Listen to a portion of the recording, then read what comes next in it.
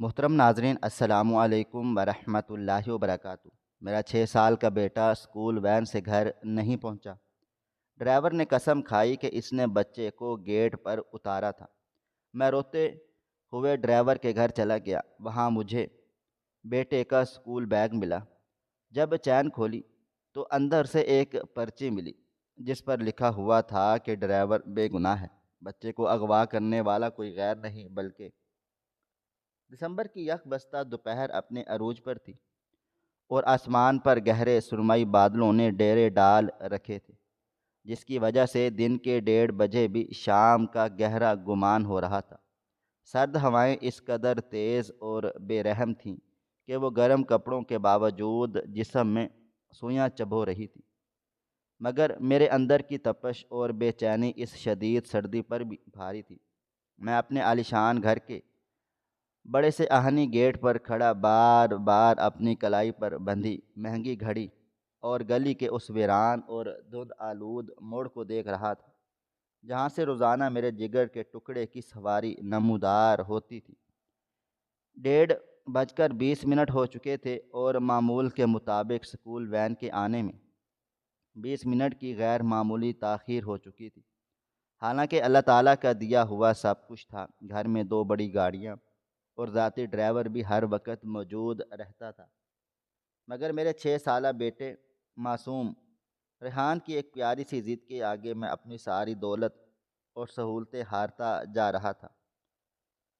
وہ روزانہ اس ٹوٹی پھوٹی پرانی اسکول وین میں دھکے کھا کر اسکول جانے پر صرف اس لیے باضد رہتا تھا کیونکہ وین کے ڈرائیور قدیر کی چھوٹی بیٹی گڑیا بھی اسی وین میں اسکول جاتی تھی۔ گڑیا پیدائشی گونگی تھی اور بول نہیں سکتی تھی، مگر ریحان اور گڑیا کی دوستی اتنی عجیب اور گہری تھی کہ دیکھنے والے دنگ رہ جاتے تھے۔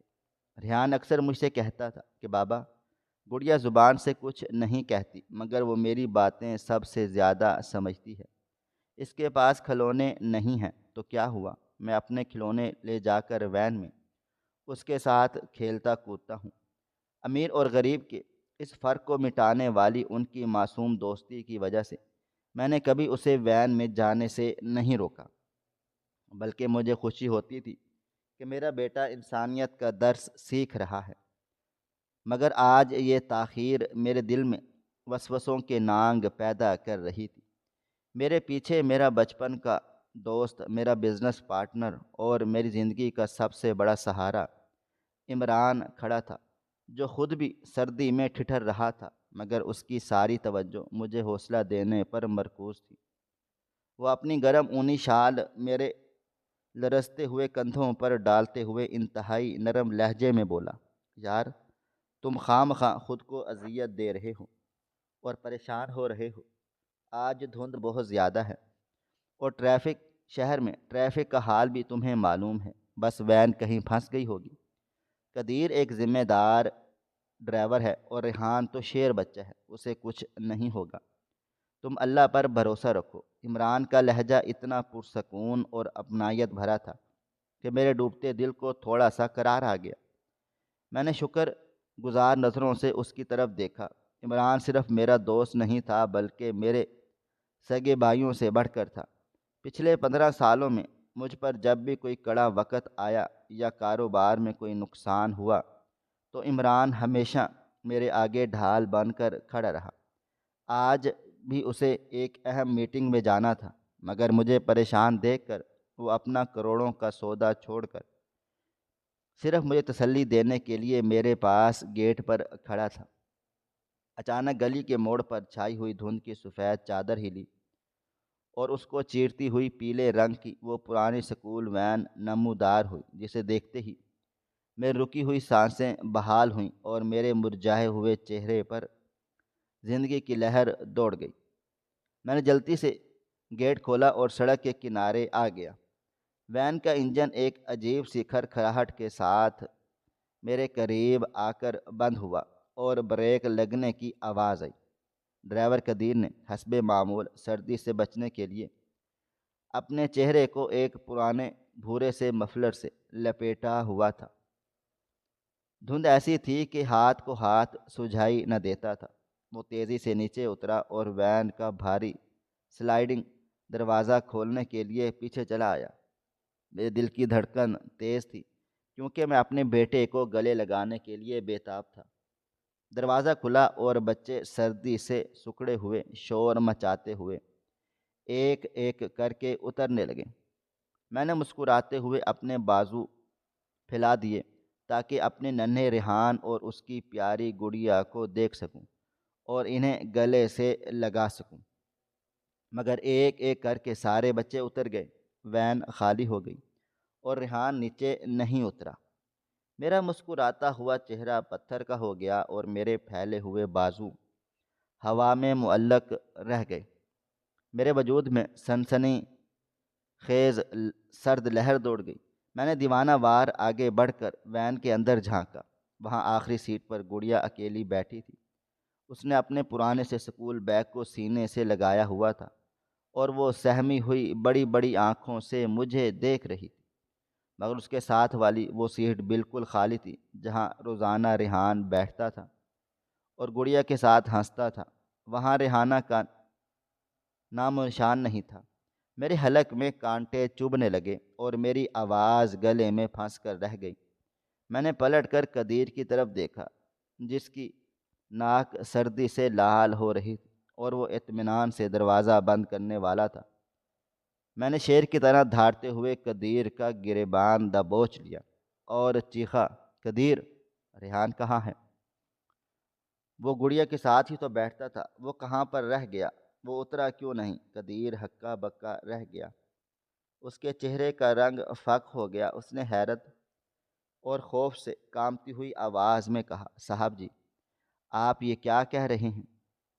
میں نے تو ریحان بابو کو یہیں گیٹ پر اتارا ہے، وہ تو سب سے پہلے اترے تھے، بلکہ انہوں نے مجھ سے ہاتھ بھی ملایا تھا۔ اس کا یہ سفید جھوٹ سن کر مجھے لگا جیسے کسی نے میرے سر پر لوہے کا وزنی ہتھوڑا مار دیا ہو۔ میری آنکھوں کے سامنے اندھیرا چھانے لگا اور زمین میرے پیروں تلے سے نکلنے لگی۔ میں لڑکھڑایا اور گرنے ہی والا تھا کہ عمران نے بجلی کی تیزی سے مجھے تھام لیا اور پھر وہ ایک بپھرے ہوئے درندے کی طرح قدیر پر جھپٹا۔ عمران کا چہرہ جو ابھی تک پرسکون تھا اچانک غصے اور وحشت سے تمتما اٹھا۔ اس نے قدیر کا گریبان پکڑ کر اسے گھسیٹا اور زور سے وین کی باڈی کے ساتھ دے مارا جس سے وین ہل کر رہ گئی۔ عمران گرجدار آواز میں چیخا، اوے نشئی اور کمینے انسان، ہوش میں ہے یا نہیں؟ ہم دونوں یہاں پچھلے 40 منٹ سے برف بنے کھڑے ہیں، یہاں پرندہ بھی پر نہیں مار سکا، اور تو بکواس کر رہا ہے کہ تو نے بچے کو اتارا ہے۔ سچ بتا، میرا ریحان کہاں ہے؟ ورنہ میں تجھے یہیں زندہ گاڑ دوں گا، میں تیری تکہ بوٹی کر دوں گا۔ عمران کا یہ روپ دیکھ کر میں خود حیران و پریشان رہ گیا۔ وہ ریحان سے اپنی اولاد کی طرح محبت کرتا تھا، اور اس وقت اس کی آنکھوں میں جو وحشت اور درد تھا وہ ایک سگے باپ سے کم نہیں لگ رہا تھا۔ قدیر ڈرائیور عمران کے پیروں میں گر گیا اور زاروں قطار رونے لگا۔ اس نے اپنے ہاتھ جوڑ کر کہا، صاحب جی، میں اللہ کی قسم کھاتا ہوں، میں قرآن اٹھانے کو تیار ہوں۔ میں نے بچے کو اتارا تھا۔ میں غریب ضرور ہوں پر نمک حرام نہیں ہوں۔ مجھے نہیں پتا بچہ کہاں چلا گیا۔ عمران نے اسے ایک زوردار ٹھوکر ماری اور نفرت سے تھوکتے ہوئے بولا، اپنی یہ جھوٹی قسمیں اپنے پاس رکھو۔ مجھے پتا ہے تم جیسے نچلے طبقے کے لوگوں کا دین ایمان صرف پیسہ ہوتا ہے۔ تم نے ضرور پیسوں کی لالچ میں بچے کو کہیں غائب کیا ہے۔ بتاؤ کس کے حوالے کیا ہے اسے، ورنہ میں تمہاری زبان کھینچ لوں گا۔ عمران کی ان باتوں نے میرے شک کو یقین محکم میں بدل دیا تھا، کیونکہ عمران کبھی غلط بات نہیں کرتا تھا، اور پھر میری آنکھیں گواہ کہ یہاں کوئی بچہ نہیں اترا، تو پھر یہ ڈرائیور کیسے سچ بول سکتا ہے؟ میں پاگلوں کی طرح قدیر پر ٹوٹ پڑا اور اسے گونسوں اور لاتوں سے مارنا شروع کر دیا۔ وہ چیختا رہا، اپنی بے گناہی کی دہائی دیتا رہا، مگر مجھے اس پر ذرا ترس نہ آیا، کیونکہ میری نظروں کے سامنے میرے معصوم بیٹے کا چہرہ گھوم رہا تھا جو نہ جانے کس حال میں ہوگا۔ اس شور شرابے اور ہنگامے کی آواز سن کر گھر کا مرکزی دروازہ کھلا اور میری بیوی زینب ننگے پاؤں باہر دوڑتی چلی آئی۔ اس نے جب مجھے ڈرائیور کو مارتے اور وین کو خالی دیکھا تو وہ ایک لمحے میں سب کچھ سمجھ گئی۔ ایک ہلک شگاف اور دل خراش چیخ اس کے منہ سے نکلی اور وہ وہیں دہلیز پر غش کھا کر گر پڑی۔ میں نے ڈرائیور کو چھوڑا اور زینب کی طرف بھاگا، مگر عمران مجھ سے پہلے وہاں پہنچ گیا تھا۔ اس نے انتہائی پھرتی سے زینب کے سر کو اٹھایا اور چلا کر ملازموں کو آواز دی، گاڑی نکالو، جلدی کرو، بھابھی کی طبیعت خراب ہو رہی ہے۔ عمران نے زینب کو گاڑی کی پچھلی سیٹ پر لٹا دیا اور گاڑی کی چابیاں میرے ہاتھ میں تھماتے ہوئے بولا، تم فوراً سے بھابھی کو ہسپتال لے جاؤ، میں اس حرام خور ڈرائیور کو پولیس کے حوالے کر کے وہیں پر آتا ہوں۔ خبردار، جو تم نے ہمت ہاری، تم نے بھابھی کو سنبھالنا ہے، باقی سب میں سنبھال لوں گا۔ مجھے اس وقت سمجھ نہیں آ رہا تھا کہ میں کیا کروں۔ میرا دل و دماغ معاف ہو چکا تھا۔ بس عمران جو کہہ رہا تھا میں کسی روبوٹ کی طرح وہی کر رہا تھا۔ میں زینب کو لے کر ہسپتال کی طرف بھاگا اور عمران نے وہیں کھڑے ہو کر اپنے خاص تعلقات استعمال کرتے ہوئے پولیس کے اعلیٰ افسران کو فون کر دیا۔ شام تک ڈاکٹروں نے زینب کو ہوش میں لا کر اس کی حالت خطرے سے باہر قرار دے دی، مگر وہ صدمے سے نڈھال تھی اور بار بار ریحان کا نام لے رہی تھی۔ میں اسے ہسپتال میں اپنی بہن کے پاس چھوڑ کر سیدھا تھانے کی طرف بھاگا، جہاں عمران پہلے سے موجود تھا۔ تھانے کا ماحول انتہائی سرد، تاریک اور خوفناک تھا۔ باہر دھند مزید گہری ہو چکی تھی اور حد نگاہ صفر ہو گئی تھی۔ تھانے کے اندر سے قدیر کی دل دہلا دینے والی چیخیں گونج رہی تھی۔ پولیس والے اسے الٹا لٹکا کر چمڑی کے پٹوں سے بے دردی سے مار پیٹ رہے تھے اور عمران انسپکٹر کے پاس کرسی پر بیٹھا انتہائی کرب اور غصے میں پہلو بدل رہا تھا۔ مجھے دیکھتے ہی عمران کھڑا ہو گیا اور آگے بڑھ کر مجھے شدت سے گلے لگا لیا۔ اس کی آنکھوں میں نمی تھی اور آواز بھری ہوئی تھی۔ اس نے کہا، یار مجھے معاف کر دینا، میں تمہارے ریحان کی حفاظت نہیں کر سکا۔ کاش میں وین کے اندر جا کر دیکھ لیتا تو شاید یہ نوبت نہ آتی۔ عمران کا یہ جملہ میرے دل کو چیر گیا۔ میں نے روتے ہوئے کہا، نہیں عمران، تم تو میرے لیے فرشتہ ہو۔ اگر تم نہ ہوتے تو آج میں اور زینب زندہ نہ بچتے۔ یہ قصور اس ظالم اور مکار ڈرائیور کا ہے جس نے ہماری شرافت اور اعتماد کا فائدہ اٹھایا۔ تھوڑی ہی دیر گزری تھی کہ تھانے کے گیٹ پر ایک شور اٹھا۔ قدیر کی بیوی اور وہی گنگی بچی گڑیا روتے پیٹتے تھانے کے اندر آ گئے۔ وہ دونوں سردی سے کانپ رہی تھیں اور ان کے کپڑے پھٹے پرانے تھے۔ قدیر کی بیوی نے آتے ہی میرے پاؤں پکڑ لیے اور بیان کرنے لگی، صاحب جی میرے شوہر کو چھوڑ دیں، وہ بے گناہ ہے، ہم بھوکے مر جائیں گے، خدا کے لیے اس پر رحم کریں۔ اس کی حالت دیکھ کر میرا دل ایک لمحے کے لیے پسج گیا۔ مجھے لگا شاید ہم جذبات میں آ کر غلط کر رہے ہیں۔ تبھی میری نظر دیوار کے ساتھ لگی گڑیا پر پڑی۔ وہ سہمی ہوئی بڑی بڑی آنکھوں سے مجھے دیکھ رہی تھی۔ اس کی آنکھوں میں خوف کے ساتھ ساتھ ایک عجیب سی بے چینی اور تڑپ تھی۔ وہ بار بار میری طرف دیکھ رہی تھی اور اپنے چھوٹے چھوٹے ہاتھوں کو ہلا کر اشاروں کی زبان میں مجھے کچھ سمجھانے کی کوشش کر رہی تھی، جیسے وہ کچھ کہنا چاہتی ہو، کوئی بہت بڑا راز فاش کرنا چاہتی ہو۔ اس کی آنکھوں میں ایک خاموش فریاد تھی جو سیدھا میرے دل پر دستک دے رہی تھی۔ وہ اپنی انگلیوں سے بار بار وین کی طرف اور پھر کسی اور کی سمت اشارہ کر رہی تھی۔ میں بے اختیار اس کی طرف بڑھنا چاہتا تھا۔ میرا دل کہہ رہا تھا کہ یہ بچی کچھ جانتی ہے، کیونکہ وہ وین میں ریحان کے ساتھ تھی اور شاید اس نے کچھ دیکھا ہو۔ مگر اسی لمحے عمران میرے اور اس بچی کے درمیان ایک مضبوط دیوار بن کر کھڑا ہو گیا۔ اس نے میرا بازو اتنی مضبوطی سے تھام لیا کہ مجھے درد محسوس ہوا، اور پھر وہ انتہائی سخت اور جذباتی لہجے میں بولا، خبردار بھائی، ان کے مگرمچھ کے آنسوؤں پر مت چلے جانا۔ یہ ان جرائم پیشہ لوگوں کا پرانا طریقہ ہے۔ یہ معصوم عورتوں اور بچیوں کو سامنے لا کر تمہیں جذباتی بلیک میل کر رہے ہیں تاکہ تم کمزور پڑ جاؤ اور کیس واپس لے لیں۔ یہ سب ملے ہوئے ہیں۔ اگر تم نے آج ان پر رحم کھایا تو یاد رکھنا کل تمہیں ریحان کی لاش ملے گی۔ یہ لوگ رحم کے قابل نہیں ہیں۔ عمران کی یہ بات میرے دل پر ہتھوڑے کی طرح لگی۔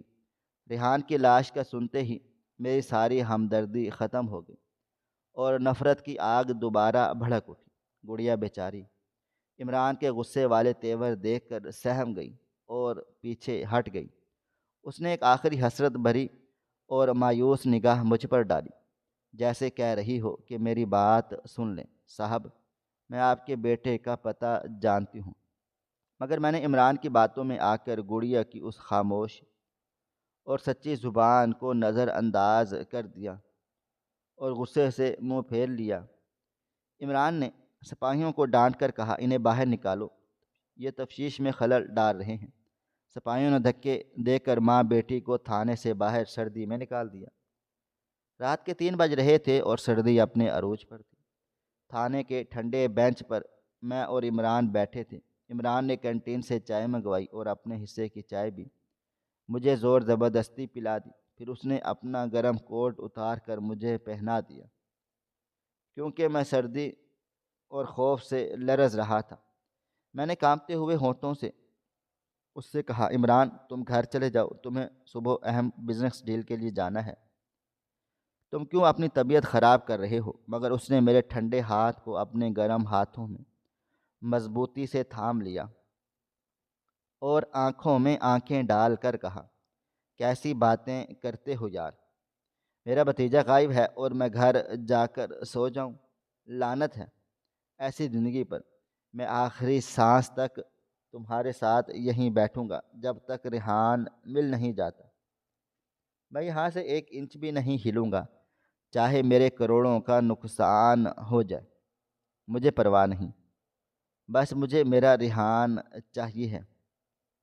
میں نے نم آنکھوں سے اپنے دوست کو دیکھا اور دل ہی دل میں اللہ تعالیٰ کا شکر ادا کیا کہ اس نے مجھے عمران جیسا مخلص اور وفادار دوست دیا ہے، جو میرے لیے اس یک بستہ سردی میں ٹھٹھر رہا ہے اور میری ڈھال بنا ہوا ہے۔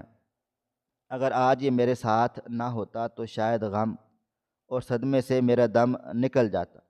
مجھے کیا خبر تھی کہ تقدیر میرے ساتھ کیا بھیانک کھیل کھیل رہی ہے، اور جس بچے کی خاموش نگاہوں اور اشاروں کو میں نے نظر انداز کیا تھا، اسی کی آنکھوں میں سچائی کا وہ عکس تھا جو مجھے، میرے اور میرے بیٹے کی زندگی بچا سکتا تھا۔ تھانے کی وہ یک بستہ اور طویل ترین رات کسی نہ کسی طرح گزر تو گئی، مگر میرے لیے قیامت چھوڑ گئی۔ سورج نکل چکا تھا مگر دھند اتنی گہری تھی کہ دن کا اجالا بھی میلا اور اداس لگ رہا تھا۔ میری آنکھیں جاگنے اور رونے کی وجہ سے سوجی ہوئی تھی اور جسم کا انگ انگ دکھ رہا تھا، مگر میرے بیٹے ریحان کا کوئی سراغ نہیں مل سکا۔ پولیس نے شہر کا چپا چپا چھان مارا، ناکہ بندی سخت کر دی گئی اور ہر آنے جانے والی گاڑی کی تلاشی لی جا رہی تھی، مگر نتیجہ صفر تھا۔ میرے موبائل کی گھنٹی ہر پل بجتی تھی اور ہر بار میرا دل اچھل کر حلق میں آ جاتا تھا کہ شاید کوئی اچھی خبر ہو، مگر ہر بار مایوسی میرا مقدر بنتی تھی۔ کبھی کوئی رشتہ دار افسوس کرنے کے لیے فون کرتا تو کبھی کوئی دوست حال پوچھنے کے لیے، مگر وہ کال نہیں آ رہی تھی جس کا مجھے انتظار تھا۔ عمران میرے ساتھ سائے کی طرح موجود تھا، اس نے ایک پل کے لیے مجھے اکیلا نہیں چھوڑا تھا۔ وہ مسلسل اپنے فون پر مصروف تھا، کبھی پولیس کمشنر سے ہدایت بات کر رہا تھا تو کبھی اپنے پرائیویٹ بندوں کو ہدایات دے رہا تھا۔ اس کی پیشانی پر فکر کی لکیریں اتنی گہری تھیں کہ دیکھنے والا یہی سمجھتا کہ بچہ میرا نہیں اس کا غائب ہوا ہے۔ اس نے میرے لیے ناشتہ منگوایا مگر نوالا میرے حلق سے نیچے نہیں اتر رہا تھا۔ میں نے عمران سے کہا کہ مجھے تھانے میں گھٹن ہو رہی ہے، میں خود باہر جا کر اپنے بیٹے کو ڈھونڈنا چاہتا ہوں۔ عمران نے تو پہلے مجھے منع کیا، تمہاری حالت ٹھیک نہیں، مگر میرے ضد کے آگے اس نے ہتھیار ڈال دیے اور کہا، ٹھیک ہے تم میرے ساتھ چلو، ہم دونوں مل کر ڈھونڈتے ہیں۔ ہم تھانے سے نکلے تو قدیر کی بیوی اور وہ گنگی بچی گیٹ کے باہر فٹ پاتھ پر سکڑی ہوئی بیٹھی تھی۔ سردی کی شدت سے ان کے ہونٹ نیلے پڑ چکے تھے، مگر وہ وہاں سے ہلنے کا نام نہیں لے رہی تھی۔ مجھے دیکھتے ہی قدیر کی بیوی پھر میری طرف لپکی، مگر عمران نے مجھے تیزی سے گاڑی میں بٹھا دیا اور ڈرائیور سے کہا، نکالو گاڑی۔ فوراً ہم سارا دن شہر کی سڑکوں پر خاک چھانتے رہ گئے۔ ہم نے ریلوے اسٹیشن، بس اڈوں اور ہسپتالوں کا دورہ کیا۔ میں نے زندگی میں پہلی بار مردہ خانوں کا رخ کیا، جہاں لاوارث لاشوں کو دیکھ کر میرا دل پھٹ گیا۔ ہر چھوٹی لاش کو دیکھ کر مجھے لگتا تھا کہ یہ میرا ریحان نہ ہو۔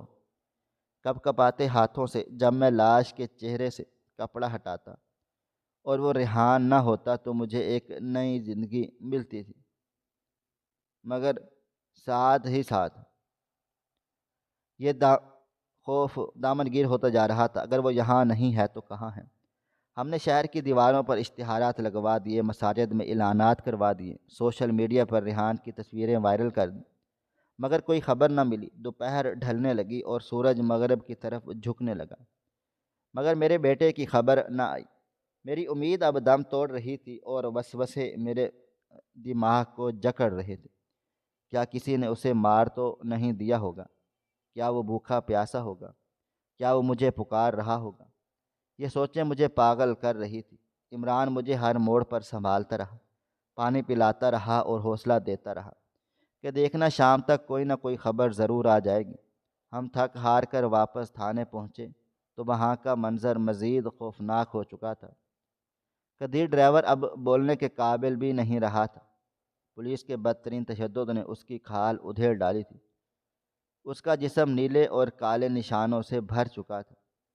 وہ حوالات کے فرش پر اوندھے منہ پڑا تھا اور اس کے منہ سے صرف کراہنے کی آوازیں نکل رہی تھیں۔ انسپکٹر نے ہمیں دیکھتے ہی مایوسی سے سر ہلا دیا تھا اور کہا، سر جی، یہ بندہ تو پکا ڈیٹ ہے، اس نے تو قسم کھا لی ہے کہ کچھ نہیں اگلنا۔ ہم نے ہر طریقہ آزما لیا، تھرڈ ڈگری ٹارچر بھی دے دیا، مگر یہ اپنی بات سے نہیں پھر رہا کہ اس نے بچے کو گیٹ پر اتارا تھا۔ میں غصے اور بے بسی کے عالم میں سلاخوں کے پیچھے چلا گیا اور قدیر کو جھنجھوڑتے ہوئے چیخا، خدا کے لیے بتا دے میرا بچہ کہاں ہے، میں تمہیں معاف کر دوں گا، میں تمہیں منہ مانگا پیسہ دے دوں گا، بس مجھے میرے جگری کا ٹکڑا لا دو۔ قدیر نے بمشکل ہی اپنی سوجی ہوئی آنکھیں کھولیں اور خون تھوکتے ہوئے کمزور آواز میں بولا، صاحب جی، میں جھوٹ نہیں بول رہا، میں مر رہا ہوں اور مرتا ہوا آدمی جھوٹ نہیں بولتا۔ میں نے ریحان بابو کو اتارا تھا، اللہ گواہ ہے، میرا اللہ گواہ ہے۔ اس کے لہجے میں درد اور سچائی تھی۔ اس نے ایک بار پھر میرے دل میں شک کا بیج بو دیا، کیا واقعی یہ سچ کہہ رہا ہے؟ اگر اس نے اغوا کیا ہوتا تو اب تک ٹوٹ چکا ہوتا۔ اتنی مار کھا کر تو پتھر بھی بول پڑتے ہیں۔ یہ کیسا مجرم ہے جو جان دے رہا ہے مگر راز نہیں اگل رہا؟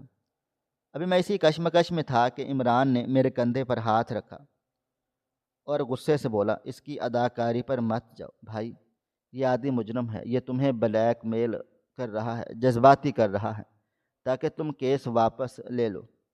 اگر تم نے نرمی دکھائی تو سمجھو ریحان گیا، یہ پولیس کو گمراہ کر رہا ہے تاکہ اس کے ساتھی بچے کو بارڈر پار کرا دے۔ عمران کی اس منطق پر پھر سے میرے دل و دماغ پر وہ پردہ ڈال دیا۔ مجھے لگا عمران ٹھیک کہہ رہا ہے، یہ سب ڈرامہ ہے۔ میں مایوس ہو کر تھانے کے برآمدے میں نکل آیا تاکہ کھلی ہوا میں سانس لے سکوں۔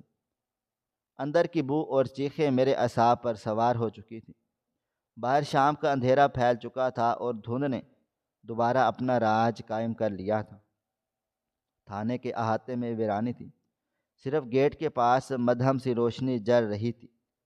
میرا دماغ پھٹنے والا تھا اور میں دیوار سے ٹیک لگا کر آسمان کی طرف دیکھنے لگا اور اپنے رب سے فریاد کرنے لگا کہ یا اللہ، کوئی معجزہ دکھا دے، کوئی راستہ نکال دے۔ اچانک مجھے محسوس ہوا کہ کوئی میرے قریب کھڑا ہوا ہے۔ میں نے چونک کر نیچے دیکھا تو وہی گنگی بچی گڑیا میرے پاس کھڑی تھی۔ وہ سردی سے بری طرح کانپ رہی تھی اور اس کی شلوار قمیض جگہ جگہ سے پھٹی تھی۔ اس نے اس وقت کوئی چادر نہیں اوڑھی ہوئی تھی، شاید اس کی ماں کہیں سو گئی تھی یا اسے چھوڑ کر کہیں چلی گئی تھی۔ گڑیا کی بڑی بڑی آنکھیں سیدھی میرے چہرے پر جمی ہوئی تھیں۔ ان آنکھوں میں اب خوف نہیں تھا بلکہ ایک عجیب سی بے تابی اور ضد تھی۔ میں پہلے تو جھجکا اور سوچا کہ عمران کو بلا لوں، وہ اسے بھگا دے گا، مگر پھر اس بچے کی معصومیت اور اس کی آنکھوں میں چھپی گہری اداسی نے مجھے روک لیا۔ اس نے آہستہ سے اپنا چھوٹا سا ٹھنڈا ہاتھ بڑھایا اور میری انگلی پکڑ لی۔ اس کا ہاتھ صرف برف کی طرح ٹھنڈا تھا، مگر اس کے لمس میں ایک عجیب سی گرم جوشی اور اپنائیت تھی جو مجھے عمران کے گرم ہاتھوں میں بھی محسوس نہیں ہوئی تھی۔ اس نے میری انگلی پکڑ کر ہلکا سا کھینچا جیسے وہ مجھے کہیں لے جانا چاہتی ہو۔ میں نے نرمی سے اپنا ہاتھ چھڑانا چاہا اور کہا، جاؤ بیٹا، یہاں سے جاؤ، مجھے اکیلا چھوڑ دو، مگر اس نے دوبارہ میری انگلی پکڑی اور اس بار اس کی گرفت میں سختی تھی۔ وہ منہ سے عجیب سی آوازیں نکال رہی تھی جیسے وہ چیخ چیخ کر کچھ بتانا چاہ رہی ہو، مگر الفاظ اس کا ساتھ نہیں دے رہے تھے۔ میں نے غور سے اس کی آنکھوں میں دیکھا، وہاں مجھے ایک ایسا سچ دکھائی دیا جو الفاظ کا محتاج نہیں تھا۔ اس کی آنکھوں میں ایک نقشہ تھا، ایک راستہ تھا، ایک منزل تھی۔ وہ بار بار تھانے کے گیٹ کی طرف اور پھر اندھیرے راستے کی طرف اشارہ کر رہی تھی۔ میرے دل میں ایک عجیب سا خیال آیا کہ یہ بچی وین میں ریحان کے ساتھ تھی، شاید اس نے وہ دیکھا ہو جو کوئی اور نہیں دیکھ سکا، شاید یہ مجھے وہ بتانا چاہتی ہو جو یہ بول نہیں سکتی۔ میں نے مڑ کر تھانے کے اندر دیکھا جہاں عمران انسپکٹر کے ساتھ کسی گہری بحث میں مصروف تھا اور قدیر کی کراہیں اب بھی آ رہی تھی۔ میرا دل اور دماغ ایک عجیب جنگ میں مبتلا ہو گئے۔ عقل کہہ رہی تھی کہ یہ پاگل پن ہے، ایک گونگی بچی کے پیچھے انجان راستے پر جانا بے وقوفی ہے۔ عمران کو بتا دینا چاہیے، مگر دل کہہ رہا تھا کہ نہیں، عمران کو نہیں بتانا۔ کیوں نہیں بتانا؟ اس کا جواب میرے پاس نہیں تھا۔ بس ایک چھٹی حس تھی جو مجھے کہہ رہی تھی کہ اس بار صرف اپنے دل کی مانو، شاید یہ اللہ تعالیٰ کی طرف سے کوئی اشارہ ہے۔ گڑیا نے میری آنکھوں میں تذبذب دیکھا تو اس نے اپنی دونوں آنکھوں سے آنسو بہائے اور میرا ہاتھ اپنے ماتھے سے لگا لیا جیسے مجھے واسطہ دے رہی ہو کہ میرا یقین کر لیں۔ میں نے ایک لمبی سانس لی اور فیصلہ کر لیا۔ میں نے ادھر ادھر دیکھا، کسی کا دھیان ہماری طرف نہیں تھا۔ میں نے گڑیا کا ہاتھ چھوٹا سا مضبوطی سے تھام لیا اور اس کے ساتھ چل پڑا۔ ہم تھانے کے عقبی گیٹ سے باہر نکلے جو ایک ویران گلی میں کھلتا تھا۔ گڑیا مجھے تقریباً گھسیٹتے ہوئے لے کر جا رہی تھی۔ اس کے چھوٹے چھوٹے قدموں میں بلا کی تیزی تھی۔ دھند اور اندھیرے میں مجھے کچھ بھی صاف دکھائی نہیں دے رہا تھا، مگر میں اس ننھی رہنما کے پیچھے آنکھیں بند کر کے چل پڑا تھا۔ مجھے نہیں معلوم تھا کہ وہ مجھے کہاں لے کر جا رہی ہے، مگر مجھے یہ ضرور معلوم ہو رہا تھا کہ میں سچ کے بہت قریب جا رہا ہوں۔ میں نے اپنا موبائل فون جیب سے نکال کر سائلنٹ پر لگا دیا تاکہ عمران کی کال آئے تو شور شرابہ نہ ہو۔ میں عمران کو بتائے بغیر نکل آیا تھا۔ یہ میری زندگی کا پہلا موقع تھا جب میں نے عمران سے کوئی بات چھپائی تھی۔ گلیوں کی بھول بھلائیوں میں چلتے ہوئے مجھے احساس ہوا کہ ہم شہر کی آبادی سے دور کسی ویران علاقے کی طرف جا رہے ہیں۔ سناٹا بڑھتا جا رہا تھا اور میرے دل کی دھڑکنیں تیز ہوتی جا رہی تھی۔ ہر آہٹ پر مجھے لگتا تھا کہ کوئی میرا پیچھا کر رہا ہے، مگر گڑیا بغیر مڑے سیدھے چلتی رہی۔ اس کا یقین اور اعتماد دیکھ کر میرے قدم بھی مضبوط ہوتے چلے گئے۔ ہم چلتے چلتے ایک پرانے اور تباہ حال علاقے میں پہنچ گئے جہاں تنگ گلیوں اور نالیوں میں تعفن پھینکا ہوا تھا، جہاں ہو کا عالم تھا اور آوارہ کتوں کے بھونکنے کی آوازیں ماحول کو مزید ڈراؤنا بنا رہی تھی۔ گڑیا ایک خستہ حال سی جھونپڑی کے سامنے رک گئی جس کا گیٹ آدھا ٹوٹا ہوا تھا اور اندر گھپ اندھیرا تھا۔ اس نے میری طرف دیکھا اور اپنی انگلی ہونٹوں پر رکھ کر مجھے خاموش رہنے کا اشارہ کیا۔ اس وقت ننھی سی بچی کے چہرے پر جو سنجیدگی تھی اور ہوشیاری تھی وہ کسی تجربہ کار جاسوس کے جیسی تھی۔ اس نے میرا ہاتھ چھوڑا اور دبے پاؤں اس جھونپڑی کے اندر داخل ہو گئی۔ میں بھی اپنی سانسیں روکے اس کے پیچھے پیچھے چل پڑا۔ میرا دل زور زور سے دھڑک رہا تھا کہ یا اللہ، یہاں کیا ہے؟ کیا میرا ریحان یہاں ہے یا یہ کوئی اور مصیبت ہے؟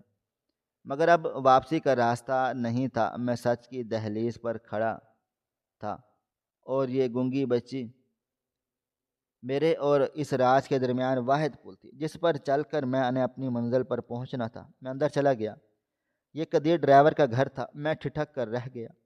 میرے دل میں ایک عجیب سی کھٹک پیدا ہوئی کہ یہ مجھے اپنے گھر کیوں لائی ہے۔ گڑیا نے دروازہ کو دھکا دیا اور وہ چرچراہٹ کے ساتھ کھل گیا۔ اندر گھپ اندھیرا تھا اور صرف ایک مدھم سا دیا جل رہا تھا جس کی روشنی میں غربت کا وہ منظر دکھائی دیا جس نے میرے رونگٹے کھڑے کر دیے۔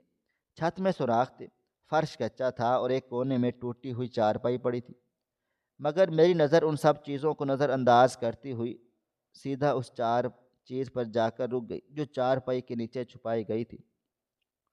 وہاں ایک نیلے رنگ کا اسکول بیگ پڑا تھا جسے دیکھتے ہی میرے پیروں تلے سے زمین نکل گئی۔ یہ میرے ریحان کا اسپائڈر مین والا بیگ تھا۔ میرا دل خون اٹھا تھا، خون، اور آنکھوں کے سامنے اندھیرا چھا گیا۔ میرے اندر کی ہمدردی ایک لمحے میں نفرت کے جوالا مکھی میں بدل گئی۔ مجھے لگا جیسے کسی نے میرے سینے میں خنجر گھونپ دیا ہو۔ تو عمران سچ کہہ رہا تھا، یہ سب ڈرامہ ہے۔ یہ غریب لوگ واقعی ہی مکار ہیں۔ انہوں نے میرے بیٹے کو اغوا کیا ہے اور پھر میرے سامنے سے رونے کا ناٹک کرتے ہیں۔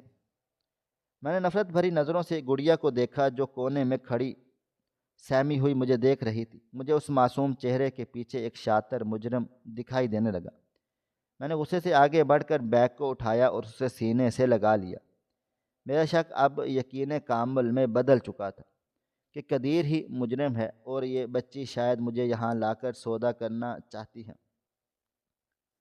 میں نے کانپتے ہاتھوں سے جیب سے موبائل فون نکالا۔ میرا پہلا خیال یہی تھا کہ میں ابھی اسی وقت عمران کو فون کر دوں اور اسے بتاؤں کہ تم ٹھیک کہتے تھے، یہ سانپ ہیں جنہیں میں دودھ پلاتا رہا۔ بیگ مل گیا ہے، پولیس نے لے کر فوراً یہاں پہنچ جاؤ۔ میں نے اسکرین ان لاک کی اور پھر عمران کا نمبر ڈائل کرنا ہی والا تھا کہ اچانک گڑیا بجلی کی تیز سے مجھ پر جھپٹی اور اس نے میرے ہاتھ سے موبائل فون چھین لیا۔ میں ہکا بکا رہ گیا۔ اس کی اس حرکت نے میرے غصے کو مزید ہوا دی۔ میں نے چیخ کر کہا، یہ کیا بدتمیزی ہے؟ فون دو مجھے، میں ابھی پولیس کو بلا کر تم سب کو جیل بھجواؤں گا۔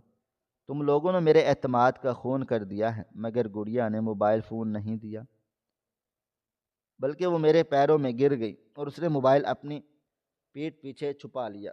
وہ زاروں قطار رو رہی تھی اور اپنے سر کو میرے پیروں سے ٹکرا رہی تھی۔ پھر اس نے ایک ہاتھ سے بیگ کی طرف اشارہ کیا اور دوسرے ہاتھ سے اپنی قمیض کے گریبان سے ایک اشارہ کیا کہ اسے کھولو۔ اس کی آنکھوں میں خوف نہیں تھا بلکہ ایک ایسی تڑپ تھی جو مجرموں کی آنکھوں میں نہیں ہوتی۔ میں ایک لمحے کے لیے رک گیا۔ اس کی دیوانگی اور فریاد نے میرے غصے پر پانی ڈال دیا۔ میرے دل نے کہا کہ آخر یہ موبائل چھین کر پولیس کو کیوں روکنا چاہتی ہے اور بیگ کھولنے پر کیوں زور دے رہی ہے؟ اگر یہ مجرم ہوتے تو بیگ چھپاتے، دکھاتے نہیں۔ میں نے موبائل مانگنے کا ارادہ ترک کیا اور جھک کر بیگ کی زپ پر ہاتھ رکھا۔ میرا دل ہتھوڑے کی طرح دھڑک رہا تھا۔ میں نے زپ کھولی تو اندر سے کتابوں کے اوپر ایک طے شدہ سفید کاغذ رکھا گیا تھا جو صبح وہاں نہیں تھا۔ یہ دیکھ کر میرا ماتھا ٹھنکا۔ میں نے لرزتے ہاتھوں سے وہ کاغذ اٹھایا۔ گڑیا نے فوراً دیا اٹھا کر میرے قریب کر دیا۔ روشنی میں جیسے ہی میں نے وہ تحریر پڑھی، میرے دل و دماغ میں ہزاروں دھماکے ہوئے اور میرے وجود کا ذرہ ذرہ کانپ اٹھا۔ کاغذ پر کسی ٹوٹی پھوٹی لکھائی میں لکھا تھا کہ قدیر ڈرائیور بے گناہ ہے، خدا کے لیے اسے مت ماریں، بچے کو اغوا کرنے والا کوئی غیر نہیں بلکہ آپ کا وہ جگری دوست اور منہ بولا بھائی عمران ہے، جو اس وقت آپ کے ساتھ ہمدردی کا ڈرامہ کر رہا ہے۔ اس ظالم نے قدیر کو پھنسانے کے لیے یہ بیگ خود یہاں چھپوا دیا ہے تاکہ پولیس قدیر کو مجرم سمجھے اور کیس ختم ہو جائے۔ اگر یقین نہ آئے تو ابھی جا کر اپنے دوست کی گاڑی کی ڈگی چیک کر لیں، وہاں آپ کے بیٹے کا ایک جوتا ملے گا جو اس نے نشانی کے طور پر رکھا تھا۔ یہ الفاظ پڑھ کر میرے جسم سے جان نکل گئی، میرا سر چکرا گیا اور میں وہیں کچے فرش پر گر گیا۔ یہ کاغذ کا ٹکڑا نہیں تھا بلکہ میری زندگی کی تباہی کا پروانہ تھا۔ عمران میرا بھائی، میرا سب سے بڑا سہارا، وہ اغوا کار ہے۔ میرا ذہن اس حقیقت کو تسلیم کرنے سے انکاری تھا، مگر پھر یکدم ماضی کی ساری کڑیاں ملنے لگی۔ عمران کا وین کے پاس کھڑا ہونا، اس کا ڈرائیور پر فوراً سے حملہ کرنا، اس کا مجھے قدیر کی فیملی سے دور رکھنا، اور سب سے بڑی بات کہ بیگ کا یہاں ہونا۔ اگر قدیر نے اغوا کیا ہوتا تو وہ بیگ اپنے گھر میں کیوں رکھتا؟ یقیناً عمران کی چال تھی کہ بیگ یہاں سے ملے اور قدیر پھانسی چڑھ کر جائے۔ گڑیا کا خوف، اس کا موبائل چھیننا اور یہاں مجھے لانا، سب سمجھ میں آ گیا۔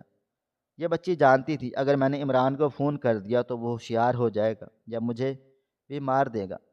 میرے منہ سے ایک بے آواز چیخ نکلی اور میں نے اپنا سر کو پکڑ لیا تھا۔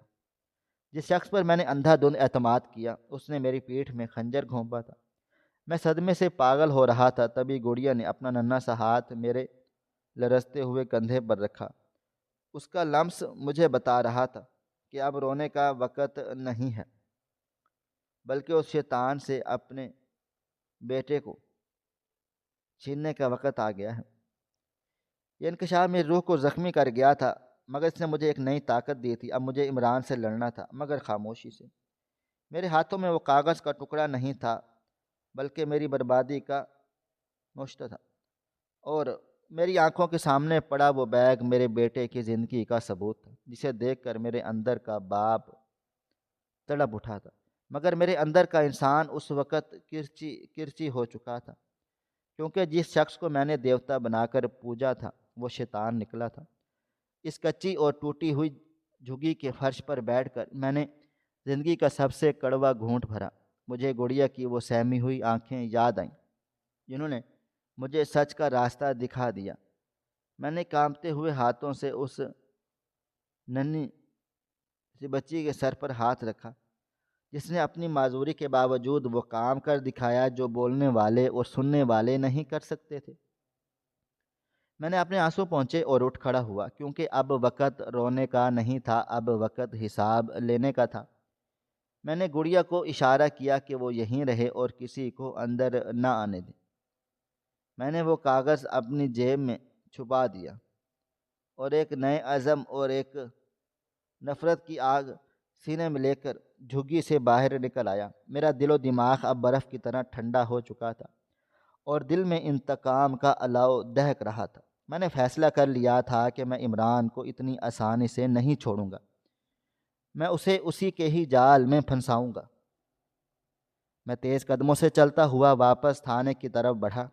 راستے میں میرا ہر قدم زمین پر نہیں بلکہ عمران کے سینے پر پڑ رہا تھا۔ مجھے یقین ہی نہیں آ رہا تھا کہ انسان دولت کی ہوس میں اتنا اندھا ہو سکتا ہے کہ اپنے بھائی جیسے دوست کے بیٹے کو اغوا کر لے۔ تھانے کے قریب پہنچ کر میں نے اپنے چہرے پر وہی پریشانی اور کرب طاری کر لیا جو کچھ دیر پہلے تک قدرتی تھا، مگر اب یہ ایک ماسک تھا۔ میں تھانے میں داخل ہوا تو عمران وہیں انسپکٹر کے پاس کھڑا اسی فرونیت کے ساتھ اسے ہدایت دے رہا تھا کہ ڈرائیور پر مزید سختی کی جائے۔ مجھے دیکھتے ہی عمران میری طرف لبکا اور مصنوعی فکر مندی سے بولا، یار تم کہاں غائب ہو گئے تھے؟ میں کتنا پریشان ہو گیا تھا۔ تمہیں اکیلے باہر نہیں جانا چاہیے، زمانہ بہت خراب ہے۔ اس کا جملہ یہ سن کر میرا دل چاہا کہ میں اس کے منہ پر تھوک دوں اور کہوں زمانہ نہیں تم خراب ہو، مگر میں نے خود پر ضبط کیا اور ایک ہارے ہوئے جواری کی طرح کہا، عمران، میرا دم گھٹ رہا تھا، میں بس تھوڑی دیر کھلی ہوا میں سانس لینے چلا گیا تھا، مگر مجھے لگتا ہے تم ٹھیک کہتے ہو، قدیر ہی مجرم ہے، ہمیں اس پر مزید سختی کرنی چاہیے۔ عمران کے چہرے پر ایک فاتحانہ مسکراہٹ ابھری، جسے اس نے فوراً سے چھپا لیا اور بولا، بالکل، میں تو پہلے سے یہی کہہ رہا تھا کہ یہ نچلی ذات کے لوگ کبھی وفادار نہیں ہو سکتے۔ خیر تم بیٹھو، میں پانی لاتا ہوں۔ میں نے اسے روکا اور کہا، نہیں نہیں، پانی نہیں، بس مجھے چکر آ رہے ہیں، شاید شوگر لو ہو گئی ہو، میری گاڑی میں جوس کے ڈبے پڑے ہیں، تم پلیز وہ لا دو۔ عمران نے فوراً سے گاڑی بھری اور چابیاں لے کر باہر چلا گیا۔ یہ وہ لمحہ تھا جس کا مجھے انتظار تھا۔ میں نے فوراً سے جیب سے کاغذ نکالا، اس پر لکھے نمبر کو اپنے موبائل فون میں ٹائپ کیا۔ یہ نمبر اس گونگی بچی نے بڑی ہوشیاری سے بیگ کے اندر کاغذ پر لکھ دیا، جو شاید اس نے عمران کے فون سے دیکھ لیا تھا۔ میں نے خاموشی سے انسپکٹر کو اشارہ کیا اور اسے کونے میں لے جا کر وہ کاغذ دکھا دیا اور کہا، انسپکٹر صاحب، بازی پلٹ چکی ہے، اب ایک لفظ مت بولیے گا، بس میرا ساتھ دیجیے گا۔ انسپکٹر کی آنکھیں حیرت سے پھٹ گئیں، مگر میں نے اس کے ہونٹوں پر انگلی رکھ دی۔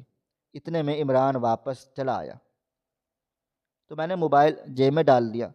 عمران نے مجھے جوس دیا اور کہا، پی لو، طبیعت سنبھل جائے گی، پھر ہم کوئی نیا لائے عمل تیار کرتے ہیں۔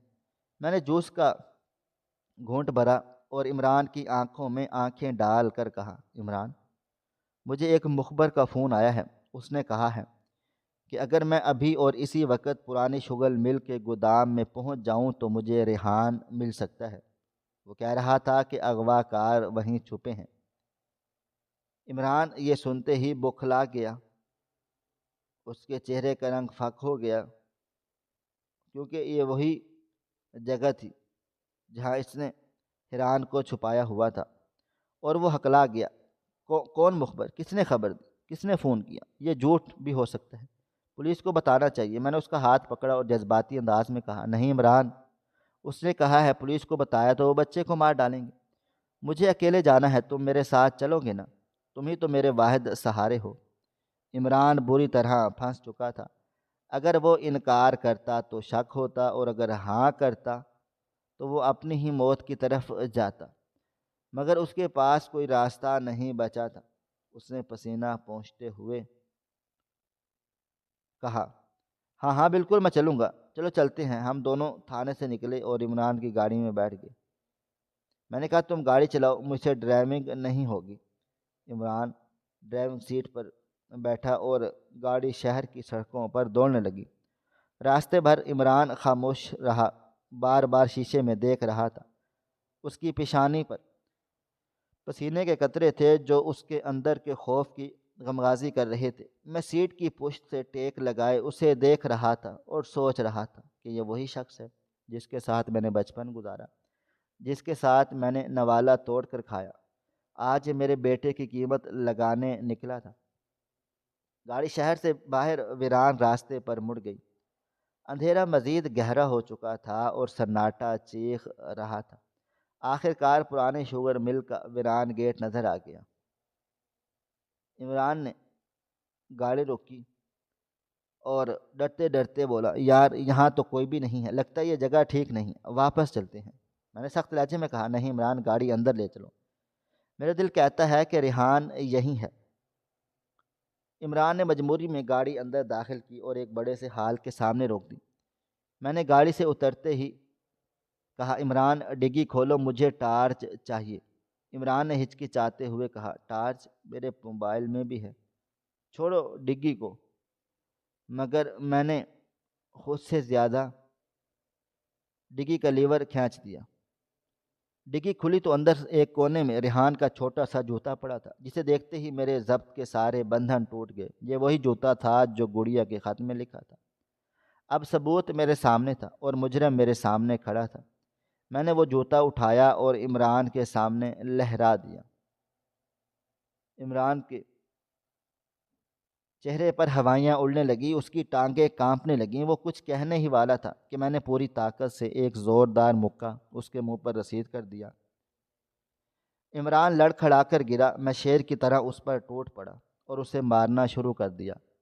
میں چیخ رہا تھا کیونکہ عمران تم تو میرے بڑے بھائی تھے، تم نے میرے ساتھ ایسا کیوں کیا؟ دولت کے لیے تم اتنے گر گئے۔ عمران نے مجھے دھکا دیا اور اٹھ کر بھاگنے کی کوشش کی، مگر میں نے اسے ٹانگ سے پکڑ کر گھسیٹ لیا۔ اتنے میں گودام کے اندر سے بچے کے رونے کی آواز آئی۔ میں عمران کو چھوڑ کر پاگلوں کی طرح اندر بھاگا۔ وہاں کرسی کے ساتھ میرا پھول جیسا معصوم ریحان رسیوں سے بندھا ہوا تھا اور اس کے منہ پر ٹیپ لگی ہوئی تھی۔ اسے دیکھ کر میری روح کانپ اٹھی تھی۔ میں نے جلدی سے اس کی رسیاں کھولیں اور اسے سینے سے لگا لیا۔ باپ اور بیٹے کا یہ ملاپ آنسوؤں اور سسکیوں سے بھرپور تھا۔ ریحان مجھ سے لپٹ کر بری طرح رو رہا تھا۔ تبھی پیچھے سے عمران ہاتھ میں ایک لوہے کا راڈ لیے نمودار ہوا۔ اس کی آنکھوں میں خون اتر آیا تھا اور وہ جنونی انداز میں بولا، تم زندہ بچ کر نہیں جا سکتے۔ اگر مجھے برباد کرو گے تو میں تمہیں بھی ختم کر دوں گا۔ وہ میری طرف بڑھا۔ میں نے ریحان کو پیچھے کیا اور اس کو وار کے روکنے کے لیے تیار ہو گیا، مگر اس سے پہلے کہ وہ وار کرتا، اچانک باہر سے سائرن کی آوازیں گونجی اور پولیس کی درجنوں گاڑیاں اندر داخل ہوئیں۔ انسپکٹر اور اس کی ٹیم نے چاروں طرف سے گھیرا ڈال لیا اور عمران کو سرنڈر کرنے کا حکم دیا۔ عمران نے ہاتھ کھڑے کر دیے اور راڈ پھینک دیا۔ پولیس نے اسے دبوچ لیا اور ہتھ کڑیاں لگا دی۔ میں ریحان کو گود میں اٹھائے باہر چلا آیا تھا۔ عمران کو پولیس موبائل میں ڈالا جا رہا تھا۔ میں اس کے قریب گیا اور اس کی آنکھوں میں دیکھا۔ وہ نظریں جھکائے کھڑا تھا۔ میں نے کہا، عمران، دولت آنی جانی چیز ہے، مگر تم نے آج دوستی، اعتماد اور انسانیت کا جو جنازہ نکالا ہے، اس کی سزا تمہیں قانون تو دے گا ہی، مگر قدرت تمہیں کبھی معاف نہیں کرے گی۔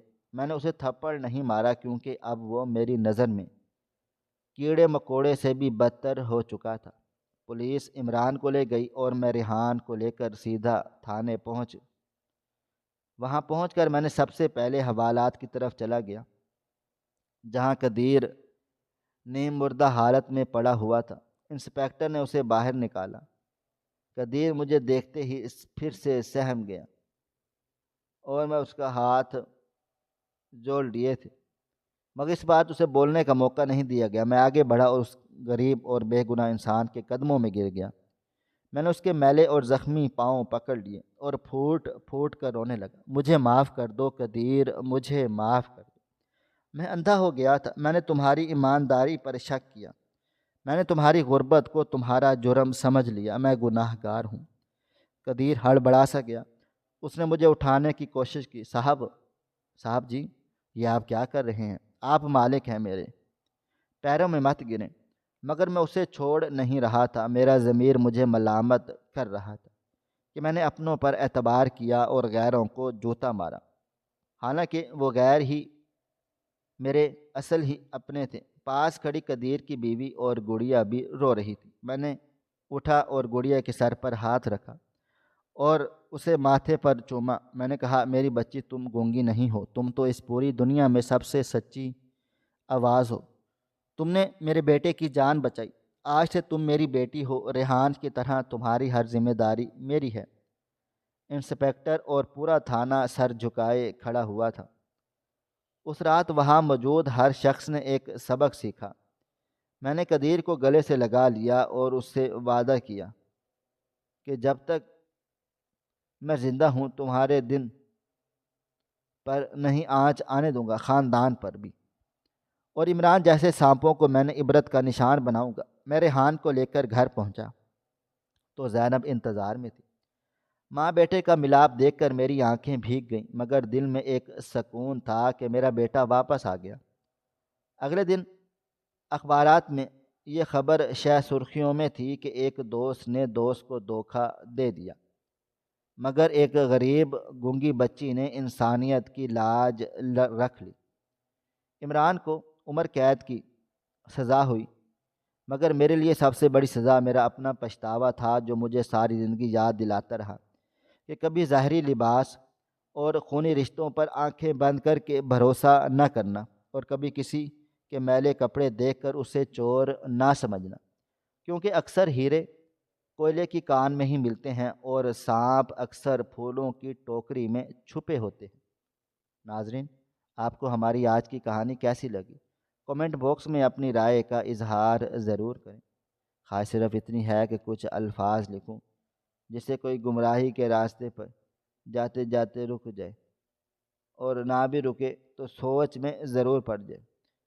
دوستو، امید کرتا ہوں کہ آپ کو یہ ہماری کہانی پسند آئی ہوگی۔ کہانی پسند آئی ہو تو ویڈیو کو لائک کریں، کومنٹس کریں، شیئر کرنا بالکل نہ بھولیں، اور ہاں، اگر آپ لوگ اس چینل پر نئے ہیں تو ہمارے چینل ہریرہ انفو کو سبسکرائب ضرور کر لیں اور نوٹیفیکیشن کو ضرور دبا دیں تاکہ آنے والی کہانی سب سے پہلے آپ کو مل سکے۔ ملتے ہیں کل ایک نئی اور دلچسپ کہانی کے ساتھ، تب تک اپنا ڈھیر سارا خیال رکھیے گا۔ اللہ حافظ۔